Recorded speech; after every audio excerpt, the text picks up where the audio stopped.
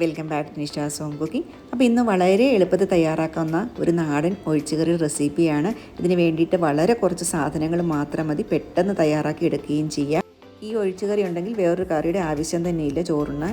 അപ്പോൾ അതിന് വേണ്ടിയിട്ട് നമുക്ക് നല്ല പഴുത്ത ഒരു തക്കാളി വേണം, പിന്നെ കുറച്ച് ചെറിയുള്ളി വേണം. ചെറിയുള്ളി ഇല്ലാത്തവർക്ക് സവോള എടുത്താലും മതി. പിന്നെ കുറച്ച് പച്ചമുളകും വെളുത്തുള്ളിയും കറിവേപ്പിലയുമാണ് എടുത്തിരിക്കുന്നത്. തക്കാളി അത് നമുക്കൊരു മീഡിയം സൈസിൽ കഷ്ണങ്ങളാക്കിയിട്ടൊന്ന് മുറിച്ചെടുക്കണം. അപ്പോൾ ഈ ഒരു സൈസിലാണ് ഞാനിവിടെ മുറിച്ചെടുത്തിരിക്കുന്നത്. അപ്പോൾ ചെറിയ തക്കാളിയാണെങ്കിൽ 2 എടുക്കാം. വലുതായതുകൊണ്ട് ഞാൻ ഒരുമാതിരി വലിയൊരു തക്കാളിയാണ് എടുത്തിരിക്കുന്നത്, അതുകൊണ്ടാണ് ഒരെണ്ണം എടുത്തിരിക്കുന്നത്. പിന്നെ കുറച്ച് ചെറിയുള്ളി ഉണ്ട്, അതും കൂടി ഒന്ന് അരിഞ്ഞെടുത്തിട്ടുണ്ട്. ഇനിയിപ്പോൾ നാടൻ കറിയൊക്കെ നമ്മൾ സാധാരണ ചട്ടിക്കകത്ത് ഉണ്ടാക്കുമ്പോഴാണല്ലോ നല്ല ടേസ്റ്റ് വരുന്നത്. അപ്പോൾ ഞാൻ ചട്ടി വെച്ചിട്ട് കുറച്ച് വെളിച്ചെണ്ണയാണ് ഒഴിച്ചു കൊടുത്തിരിക്കുന്നത്. 2 ടീസ്പൂൺ വെളിച്ചെണ്ണ ഒഴിച്ചതിന് ശേഷം ഒരു 1/2 ടീസ്പൂൺ കടുകും ഒരു 1/4 ടീസ്പൂൺ ഉലുവയും കൂടി ഇട്ട് കൊടുത്തിട്ടുണ്ട്. അതൊന്ന് പൊട്ടി വരുമ്പോഴത്തേക്ക് നമ്മൾ അരിഞ്ഞു വെച്ചിരിക്കുന്ന ചെറിയുള്ളിയാണ് ചേർത്ത് കൊടുക്കുന്നത്. ഇപ്പം നമ്മുടെ ചെറിയുള്ളിയുടെ കൂടെ 2-3 പച്ചമുളകും കൂടി ഒന്ന് നടുവേ പുളന്നിടുന്നുണ്ട്. അതുകൂടെ കുറച്ച് കറിവേപ്പിലയും കൂടിയാണ് ചേർത്ത് കൊടുക്കുന്നത്. കണ്ടോ, ഉള്ളിയൊക്കെ ഒന്ന് കുറച്ചൊന്ന് വഴന്ന് വന്നിട്ടുണ്ട്. ഈ സമയത്ത് നമ്മൾ അരിഞ്ഞു വെച്ചിരിക്കുന്ന തക്കാളിയും കൂടി ചേർത്ത് കൊടുക്കാം. കുറച്ച് ഉപ്പും കുറച്ച് മഞ്ഞൾപ്പൊടിയും കൂടി ഞാനിപ്പോൾ ചേർത്ത് കൊടുത്തിട്ടുണ്ട്. അപ്പോൾ തക്കാളി ഒന്ന് ഉടഞ്ഞൊന്ന് സോഫ്റ്റ് ആകണം. അപ്പോൾ അതിന് വേണ്ടിയിട്ട് നമുക്ക് ഇതിനെ ഒന്ന് അടച്ചു വെക്കാം. ഇനി ഈ തക്കാളി ഒന്ന് വാടി വരുന്ന സമയത്ത് നമുക്ക് ഇതിനോട്ട് ചേർക്കാനൊരു അരപ്പ് തയ്യാറാക്കാം. അപ്പോൾ അതിന് വേണ്ടിയിട്ട് ഞാൻ 1/2 കപ്പ് ചിരകിയ തേങ്ങ എടുത്തിട്ടുണ്ട്.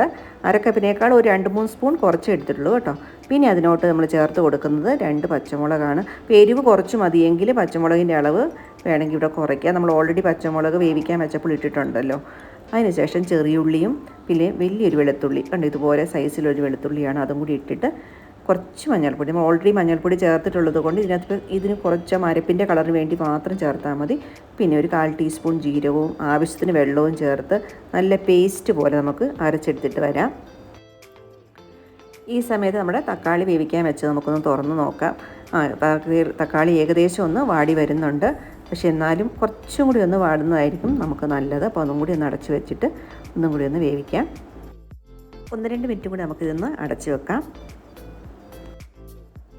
ഇപ്പോൾ നമ്മുടെ അരപ്പ് നല്ല രീതിയിൽ അരച്ചെടുത്തിട്ടുണ്ട്. കണ്ടു, ഇതുപോലെ നല്ല സ്മൂത്തായിട്ടാണ് അരച്ചെടുത്തിരിക്കുന്നത്. നമ്മൾ ചട്ടി തുറന്ന് നോക്കാം. തക്കാളി വെന്തിട്ടുണ്ടെങ്കിൽ നമുക്ക് അരപ്പ് ചേർത്ത് കൊടുക്കണം. അപ്പോൾ അതേ തുറന്ന് നോക്കിക്കഴിഞ്ഞപ്പോഴത്തേക്കും തക്കാളി ഏകദേശം നല്ലപോലെ വാടിയിട്ടുണ്ട്. ഇത്ര മതി. ഇനി നമ്മൾ അരച്ച് വെച്ചിരിക്കുന്ന അരപ്പ് ഇതിനകത്തോട്ട് ചേർത്ത് കൊടുക്കാം. നമുക്കറിയാമല്ലോ, മൺചട്ടി ആകുമ്പോഴത്തേക്കും മൺചട്ടിക്ക് നല്ല ചൂടുണ്ടാകും.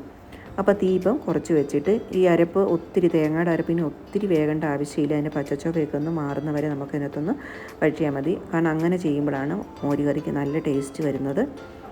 ഇപ്പോൾ ഏകദേശം ഒന്ന് തിളച്ചൊക്കെ വന്ന് അതിൻ്റെ പച്ചച്ചോവയൊക്കെ മാറിയിട്ടുണ്ട്. അപ്പോൾ നമുക്കിനി ചേർക്കേണ്ടത് തൈര്. ഇവിടെ ഞാൻ നല്ലൊരു ബൗള് കട്ട തൈര് എടുത്തിട്ടുണ്ട്. അതുപോലെ നമുക്കൊന്ന് കടകോല് വെച്ചിട്ടൊന്ന് ഉടച്ചു കൊടുക്കാം. ഇനി ഇതില്ലാന്നുണ്ടെങ്കിൽ മിക്സിയിൽ ഒരൊറ്റ പ്രാവശ്യം ഒന്ന് ബ്ലെൻഡ് ചെയ്തെടുത്താൽ മതി. ഒത്തിരി അടിച്ചത് മോരായി പോകും. നമുക്ക് നല്ല കട്ട തൈരായിട്ട് തന്നെ വേണം കിട്ടാനായിട്ട്. അപ്പോൾ ഇതുപോലെ കടകോല് വെച്ചിട്ട് ഞാനിതിനെ അതിൻ്റെ കട്ടയൊക്കെ ഉടച്ച് നല്ല സ്മൂത്താക്കി ഒന്ന് എടുത്തുകൊണ്ട് വന്നിട്ടുണ്ട്. ഇനി നമ്മുടെ ചട്ടി നമുക്ക് ഓഫ് ചെയ്ത് വെച്ചിട്ട് വേണം ഈ തൈരിനകത്തോട്ട് ഒഴിച്ചു കൊടുക്കാനായിട്ട്. തീ ഉണ്ടെങ്കിൽ നമുക്കറിയാമല്ലോ, ചട്ടിയുടെ ചൂടിൽ ഇതൊന്ന് പിരിഞ്ഞു പോകാനുള്ള സാധ്യതയുണ്ട്. ഈ സമയത്ത് ഉപ്പൊക്കെ കുറവാണെങ്കിൽ നോക്കിയിട്ട് ഇട്ട് കൊടുക്കാം. അപ്പോൾ ഞാനിപ്പോൾ നോക്കിയപ്പോൾ ഇച്ചിരി ഉപ്പ് കുറവായിരുന്നു, അതുകൊണ്ട് കുറച്ചും കൂടി ഉപ്പ് ചേർത്തിട്ട് മോരുകറിക്കൊക്കെ അറിയാമല്ലോ, ഇച്ചിരി ഉപ്പ് മുമ്പോട്ട് നിൽക്കുമ്പോഴാണ് ടേസ്റ്റ് വരുന്നത്. പിന്നെ കുറച്ച് കറിവേപ്പിലയും ഒഴിച്ചിട്ട് നമ്മൾ ഉടച്ചു വെച്ചിരിക്കുന്ന തൈര് ഇപ്പോൾ അതിനകത്തോട്ട് ഒഴിച്ച് കൊടുക്കുകയാണ്. പ്രത്യേകം ശ്രദ്ധിക്കണം, ഈ സമയത്ത് നമ്മൾ തീ ഓഫ് ചെയ്ത് വെക്കുക. ചട്ടിയുടെ ചൂടിൽ അല്ലെങ്കിൽ മോര് പിരിഞ്ഞു പോകാനുള്ള സാധ്യത കണ്ട്. ഓൾറെഡി സൈഡൊക്കെ തിളയ്ക്കുന്നുണ്ട് ചട്ടിയുടെ ചൂട് കൊണ്ട് തന്നെ. ഇനി നമ്മൾ ഈ തൈര് ഒഴിച്ചിട്ട് നല്ലപോലെ കൈവിടാതെ ഒന്ന് ഇളക്കി കൂട്ടിക്കൊടുക്കണം. ഇപ്പോൾ നമ്മൾ എല്ലാം കൂടി മിക്സ് ചെയ്തെടുത്തിട്ടുണ്ട്. നോക്കിക്കേ, അതിൻ്റെ ഒരു കൺസിസ്റ്റൻസി കണ്ട് ഒട്ടും തന്നെ പിരിഞ്ഞു പോയിട്ടുമില്ല. കറക്റ്റായിട്ടുള്ള പാകത്തിന് ചാറും നീട്ടത്തിലൊക്കെ ആണ് വന്നിരിക്കുന്നത്. നമുക്ക് അടുപ്പത്തൊന്ന് വാങ്ങി വെക്കാം. ഇനി നമുക്കിതിനകത്തൊന്ന് ടേസ്റ്റ് ബാലൻസ് ചെയ്യാനായിട്ട് ഞാനത് ഒരു നുള്ളു പഞ്ചസാര ഇട്ട് കൊടുക്കുന്നു. ശരിക്കും പറഞ്ഞാൽ പഞ്ചസാര ഇടുമ്പോൾ പ്രത്യേകമായൊരു ടേസ്റ്റാണ്. പിന്നെ ഇതിനകത്തോട്ട് 1/2 ടീസ്പൂൺ കുരുമുളക് പൊടിയും വറുത്ത് പൊടിച്ച ഉലുവപ്പൊടി 1/4 ടീസ്പൂണും കൂടി ചേർത്ത് കൊടുത്തൊന്ന് ഇളക്കുക. ഈ രീതിയിൽ നമ്മൾ മിക്സ് ചെയ്ത് മോരുകറി ഉണ്ടാക്കി നോക്കുകയാണെങ്കിൽ വളരെ നല്ല ടേസ്റ്റാണ് കിട്ടുന്നത്. നമുക്ക് കുറച്ച് നേരം അടച്ച് വെച്ചിട്ട് ഒന്നും കൂടി ഒന്ന് റെസ്റ്റ് ചെയ്യാൻ വെച്ചിട്ട് വേണം നമുക്ക് കഴിക്കാനെടുക്കാനായിട്ട്. ഇപ്പോൾ ഞാനിപ്പം നല്ല ചൂട് ചോറിൻ്റെ കൂടെ മോരിൻ്റെ കറിയും കൂടി ചേർത്ത് ചോറ്, നമുക്ക് വേറൊരു കറിയുടെ പോലും ആവശ്യമില്ല, അത്ര ടേസ്റ്റി ആയിട്ടുള്ളൊരു കറിയാണിത്. വളരെ പെട്ടെന്ന് ഉണ്ടാക്കിയെടുക്കാം. ബാച്ചിലേഴ്സിനും അതുപോലെ തന്നെ തിരക്കുള്ള ദിവസമൊക്കെ ചെയ്തെടുക്കാൻ പറ്റുന്ന നല്ലൊരു മോരുകറി റെസിപ്പിയാണ്. നിങ്ങൾക്ക് ഈ റെസിപ്പി ഇഷ്ടപ്പെട്ടു എന്ന് ഞാൻ വിചാരിക്കും. വീഡിയോ ഇഷ്ടപ്പെടുകയാണെങ്കിൽ വീഡിയോ ലൈക്ക് ചെയ്യുകയും ഷെയർ ചെയ്യുകയും ചെയ്യുക. ഇതുവരെ എൻ്റെ ചാനൽ സബ്സ്ക്രൈബ് ചെയ്തിട്ടില്ലെങ്കിൽ സബ്സ്ക്രൈബ് ചെയ്ത് സപ്പോർട്ട് ചെയ്യുക.